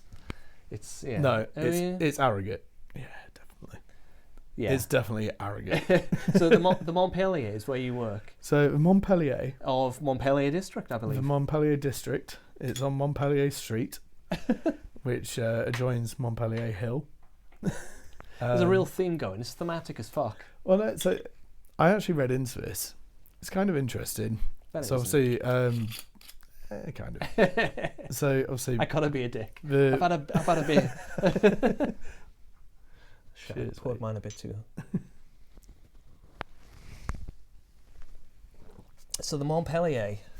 So, reason it's called that, you got the Montpellier district. Tiny little, I say district, it's a fucking road. It's just Harrogate people trying to be fucking fancy. It's the district. But it's the northern quarter. Someone asked me about it a couple of months ago. Like, why is it called Montpellier Quarter? I'm like, I don't fucking know. I don't care. But I thought, I'll Google this. Turns out every spa town in the UK is tied to Montpellier in France. Oh, okay. So every spa town, whether it's Cheltenham or just by name, basically, because they're all... It goes back to like Victorian times. Where, so like Bath, I'd say, was a spa town? Yeah, so Bath, Cheltenham, Harrogate, all of those sort of spots. Yeah. They're somewhat loosely tied from way back in the Victorian era to Montpellier in France. So they all have a Montpellier Quarter, and that's the only reason that it's called that. And it just happens to be a pub in the Montpellier Quarter, but it's class. It's just like, it's an old boys pub. Landlord's been there 18 years. Him and his wife live upstairs. I left hospitality during COVID and went full time as a freelancer, doing my thing in photo and video. Never planned on going back. Yeah. Ended up moving to Harrogate because some shit fell through in Leeds and moved in with my mum and dad. Was meant to be there for 8 weeks and it's 2 years later. But now I'm obviously like there going, well, I'm going to save some money and move to Canada. What's happened was, whilst I was there, I was like, just walking past one day, saw a sign in the window. I was like, well, need some money. I'm working, but I could make money serving beer instead of drinking, like spending my money drinking it. Went in, don't do food, there's no under 18s. The one I don't agree with is there's no dogs inside, they're only allowed outside. I'd have more dogs than people. Is that what you're going to cut out? Fuck that. After all the years like working in management and like supervisor roles and stuff like that, and having to cash up and have keys and all of that bullshit and having responsibility around bars, I turn up, I live 2.5 minutes walk from the pub. Oh, sick. I turn up, sling pints, chat to people, landlord and landlady come down like clockwork, 6 p.m. They have 2 beers, he has a pint of best, she has a gin and soda. After 2, they buy me a pint. They buy me a pint with every one that they get after that. And then they go upstairs and go, help yourself to a pint if you want one. I'm like, all right. So some nights, if we stay open late, I'm leaving like, oh, I forgot. Fucking hell, that sounds great. And yeah, I get paid to just turn up, serve pints, chat to people half the time. No, I but do. the I thing do have is- to hold my tongue. No, a but the little thing bit. is, you probably absolutely kill it in that role, and they Yeah. appreciate that you're doing And that it's- role as exactly they would want it. The other thing that I really enjoy about it as well is that as much as I'm lucky enough to be one of those people. I have my dream job. I love what I do for a living with filming and everything like that. Yeah. It wouldn't be for everyone, but as far as I'm concerned, it is the best job in the entire world. But it does get lonely. So when you get back from tour, or you get back from shooting a music video, or shooting Dark and Wild, or whatever it is, where you're with people all day, there's then 2 weeks of sitting alone at a desk, editing, and that's all you're doing, and you're on your own for the entirety of it. How long would you say it takes you to, like, when you're in that editing mode? If you had to say just a generic 3-minute video. It varies. So, I mean, obviously Harry's video we talked about took 3.5, 4 months just because of No, but the way we went about let's it, assume but you've gone out, you've done the So film, let's- you've got a let's block of say- footage, and you come back for the 3-minute video.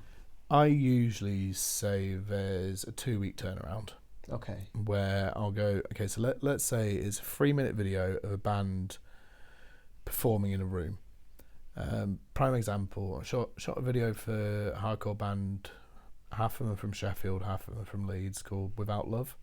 This was 2 years ago. We shot at there was an art studio in Armley, I can't remember what it's called. Another one. Yeah. Yeah. Big white room, you've probably seen it a thousand times before. It's next to Rock and Roll Circus. Yeah. Same block, but yeah. That's a case of kind of like 10 till 5 or 6 on shoot day, filming them as a full band. Like I usually do 2 takes just on a tripod on a wide, and that's almost like 99% of the time those shots don't even make it into the edit. It's me recording as a safety shot, and then I watch them and see how each of them moves through different parts of the song. Like, obviously I've listened to the song 1,000 times at that point, and I know it, but it's seeing who's doing what. Then I'll go, right, okay, we're going to go and do 3 takes of handheld, and I've got an idea of where everyone's going to be at any given time, and then I'm just moving around the room and getting those shots and just doing those full takes. Then it's a case of going, right, okay, so singer, guitarist, bassist, you guys can fuck off, go and have a coffee, go and sit down, have a cig, whatever you want to do. 2 or 3 takes of drummer, just from different angles, and I'll repeat that a few times. But that means for the 3-minute video, by the time I've done that for drummer, vocals, guitar, bass, if there's 2 guitarists, there's an extra on there, and then any stylized stuff we've agreed on afterwards, whether we're doing, like, one of my favourite tricks working with bands when it comes to drumming, depending what kind of style they are, is putting a bit of flour on the toms and the snares, and then shooting in whatever slow-mo options I've got on my camera, whether it's 50 frames a second or 120 frames a second, framing it up and just getting shots of them smashing the snare, toms, cymbals, and then I've got those little cuts to put in, and then talking to the guitarist and the bassist and go, right, so how do you move when you're playing live? Do you like swing your guitar? Do you jump? And just getting those kind of singular shots, which I can then cut in amongst everything else. Get a few shots if it's a heavier band of the singer screaming, things like that. But it tends to be like full band, individual, then those extra bits. So you got the shots. Then go into the edit, and I kind of just always think about it as like building a foundation. If you think about it as like a house. Just quickly, is there anything of a storyboarding prior to the shoot that then relates to the post prod? It depends on the band, the project. So Harry's video, it was all very much storyboarded. Yes, yeah. And we had very specific ideas, and we did recce's for each location, and we worked out.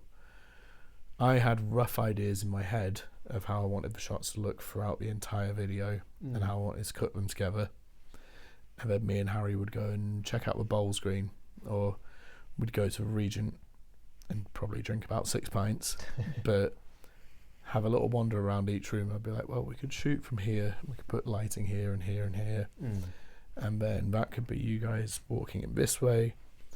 We'll cut here, and then you'll be in the next room, but we'll make it look like you've come through this door here when actually you've come through a door over there, and that sort of thing. Then there's always going to be the stuff on the day of the shoot where things just happen. Yeah. Like, there's a shot in Harry's video where Cal rolls a bowls wood or whatever it's called onto his toe and flicks it up, catches it, and bowls. Yeah, just in between shots, Cal was fucking about. And I saw him do it. I was like, do that again. He's like, I don't think I can. I'm like, do it. And to be fair, we got it in 2 takes because he's one of those people that's just very good at sport in general. Kind of pub level sport. Oh, yeah. Like, yeah. We found out on Scott's birthday last week that Cal's just inherently good at darts. Again, like I say. He was like, oh, I've never Pub played level. darts before. Like, yeah, no shit, of course you're good at it. And like, he's good at pool. So you, to bring it back to the, so you've got your footage. So yeah, If you were to really broadly generalize the 2-week period you're saying. Yeah. So the way I edit, I tend to go right. I'll build a foundation. And that's kind of everything just very roughly chopped together. And then I'll drop in the accents at every point. Yeah, the little accents, the little extra bits. And that'll be the raw footage. There's no colour correction, there's no grading, there's no effects or transitions or anything like that on it. And I'll send that to the band and go like, right, this is roughly what we're looking at. Yeah. Do you like the direction it's going? And they'll either go yes or they'll go no, it's fucking shite, lad. And then whatever feedback they give me, I'll then start working on it from there and just keep building on top of it. Then once it's in a place which I'd call that a rough cut, from there, I'll send them a rough cut, and then I'll usually take maybe like 3 or 4 days away from it. Because that's beneficial. Like realistically, I could probably smash out a music video edit in 2 days. Okay.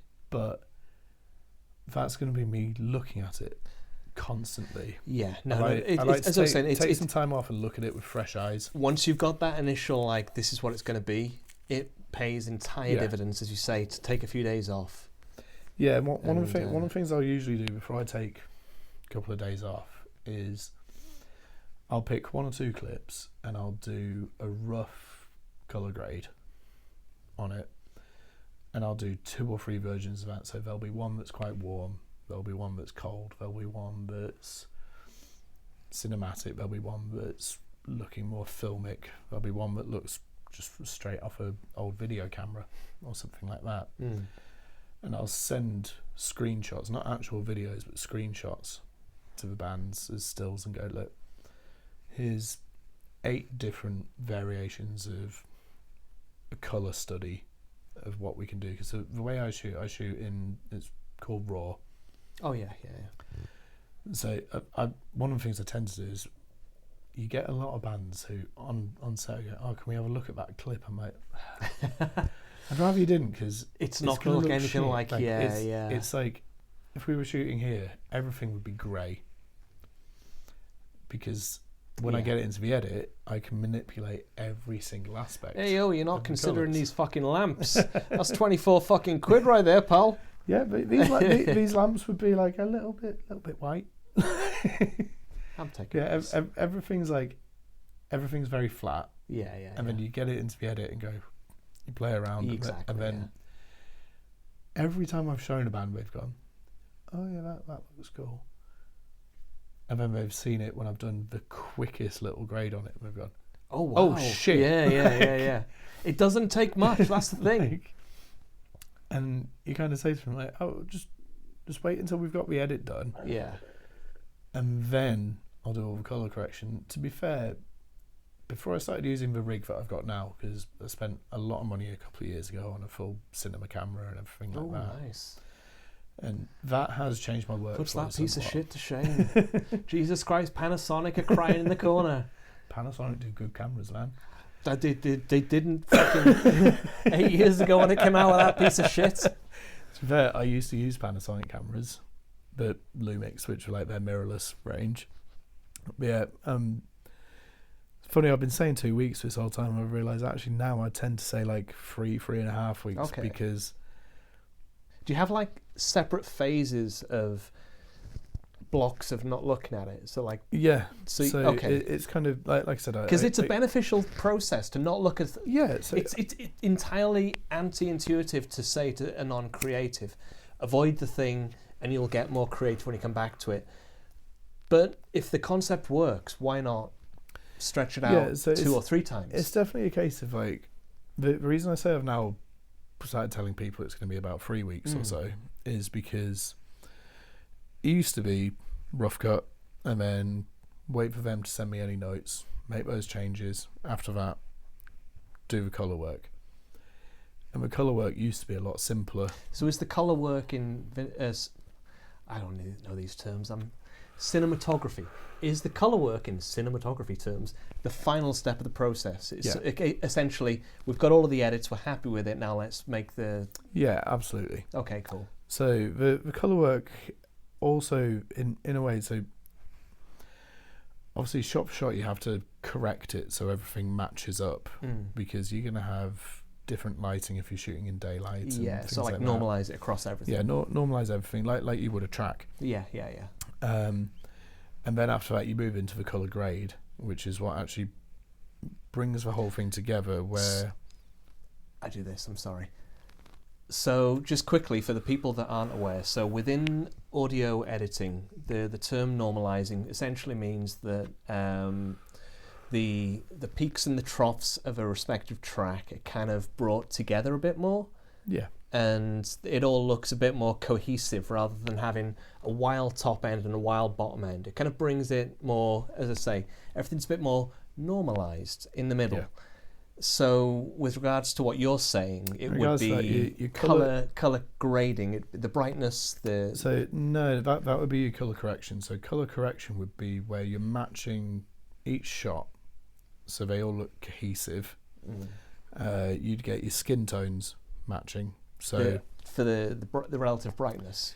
Yeah, or just for general colour. So for instance, you could shoot in a room like this and match the skin tones to look as we do in real life, and then take the camera outside and it might be dusk and you've got a lot of blue light, so your skin tones are going to be bluer on camera, so you need to bring that warmth up more so it matches up. Yes. Because otherwise, if say we were shooting a short film in here and it was you and me chatting and then we went, let's go to the pub or something like that, and then the shot was us walking out of your door at night time, suddenly our skin tones would be a lot bluer in hue. So you match up all of that in the colour correction stage. And even just moving from location to location, like the sky will change somewhat, and just doing that so it's not jarring for people that are watching it. The colour grade is what gives it the style. So colour grade, prime example would be the Matrix, for instance. It has that very like green, high contrast black sort of thing to it, versus, prime example, the first film that ever used digital colour grading. It used to be that you were very limited because they would wash film stock to give it a cold or warm look, and they would use chemicals to wash film stock. First film that ever used digital colour grading, which is now an industry standard, was Oh Brother, Where Art Thou? Oh, okay. So that's where in that film you get those sepia. very like warm sepia looks, but the Yeah, green yeah. from the trees is still coming in because they That's had more to play with. Yeah. And now these days you're in a world where you can do whatever you want. Basically, it's incredible. I mentioned it on the show with Kate Wilby, Old Boy. Yeah, it's one of my all-time favorite films. Yeah, obviously the Korean version, but it's yeah, we don't talk about the other one. Well, there is no remake. But it's I think is that like within the cinematography world a kind of a strong case study of like this is how you do color grading thematically, because it felt it was so like emphatically. To be fair, aquatic green. I've never actually thought about it, but give it a rethink. I'd like to say yes, because Jesus it was Christ, so like, emphatically done. It was like just this aquatic-y, greeny thing wash that was across it. And I remember watching something where they talked about the process they used to get that effect. And it jumped to my mind when you said about the washing the film after the fact. I think there was something of that in Old Boy. Give it a look. Yeah, it's like, well, I'd never thought about it, but it's just sprung to mind with Old Boy. When you think about flashback sequences, very bright, they have a very different aesthetic to them from the rest of the film. The rest of the film is very high contrast. It's got don't quote me on it, but I think they probably did a similar process to what they did in Minority Report, which was called a bleach bypass process, where they bleach certain aspects of film stock. And that's because Minority Report was pre-digital. It was shot on 35mm. Okay. And if you look at that, everything's incredibly high contrast. The highlights are very blown out, especially in like the sequences where they're looking at the telepaths seeing what's going to happen in the future. Oh, very, very like yeah. And it's all very surreal, but like it's almost difficult on your ethereal. eyes. Yeah. Yeah. And there was a time where they did that quite a lot in those kind of like Lord of the Rings had a lot of that sort of shit with the elven scenes. Yeah, Lord of the Rings is a weird one as well, actually, because it's very hard to come by now. The extended edition of Lord of the Rings doesn't have the original theatrical grade, and all of the DVD versions of Lord of the Rings have a new grade that they did digitally because the technology was available. It's like a George Lucas thing. With all the Star Wars changes he made. Suddenly, like, Jabba the Hutt looks like entirely different than he did with the version 30 years ago. Lord of the Rings, the original VHS trilogy release is like very sought after by collectors. Oh, okay. Because it's the only version that has the original theatrical look to it. I love shit like that. It's the kind of thing that, like, in layman's terms, like, average Joe is not going to know the difference. Yeah. And to be honest, half people but there's things like copy I've won't got know the difference. I've got in my kitchen 2 big ass fucking cathode ray tube TVs. Yeah. And like those are like entirely sought after now, especially with like the retro gamers that need it for the SCART connections and that. But like even down to the aesthetic though of just like watching a film on a CRT, it's a piece of shit and it's a crap experience. But there's something about how shit it is that's like just very like nostalgic of like I was a child. I really enjoy it like that. One of the dudes that I was staying with when I was in Toronto this year, he's just got like a standard 1080p little flat screen TV, but he's got an old VHS player in his living room. I was staying in his living room. I got 2 somewhere as well, and I got all of the old. He just like he had a shelf like yours over there, but it was just full of VHS. And there was one day where I was like, you know what? I've been doing stuff every day. I'm going to watch I've been going out for beers. I've been going out for food. And like, everyone's at work. Because obviously we went to see a lot of friends, but they still have lives. Yeah. So I could go out and do something. But you know what? I just fancy chilling. And I watched Star Trek Insurrection, Silence of the Lambs,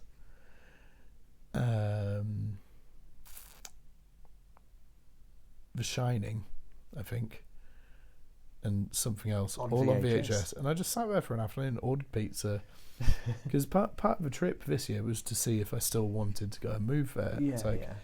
you know, it might do me some good not to go out and check out the city and see cool places to eat. Maybe it'd be good for me just to spend a day living in an apartment in Toronto, because that's what I'm going to be doing more if I decide to move here. Yeah, yeah. Like, do I feel comfortable doing this? Like, Yeah. is this a place I'm quite happy to just chill in? And I mean, yeah, it was. It But might, yeah, it, point it might, being- it might have been watching Patrick Stewart's Sultry voice. talking to me, but yeah, it was great. And I don't think you can beat that kind of nostalgia, especially like we're both. You've got 10 years on me, but we're both of the same generation. Yeah, Like we grew up on VHS. Yeah. Like I had stacks of VHS tapes growing up. Dude, it's funny you mentioned about that, because that was where all of my VHSs were until about like, well, maybe 8 years ago. But like, yeah, it was that was the VHS DVD wall, and it was. I had to throw out a lot of fucking VHSs a while back. Yeah, it's funny. Like I've noticed a trend in the last 6 months or so, both with filmmakers that I follow, and definitely respect, and also bands that I work with, who either the filmmakers that I follow are posting stuff on Instagram where they've bought a Sony Handycam. Yeah.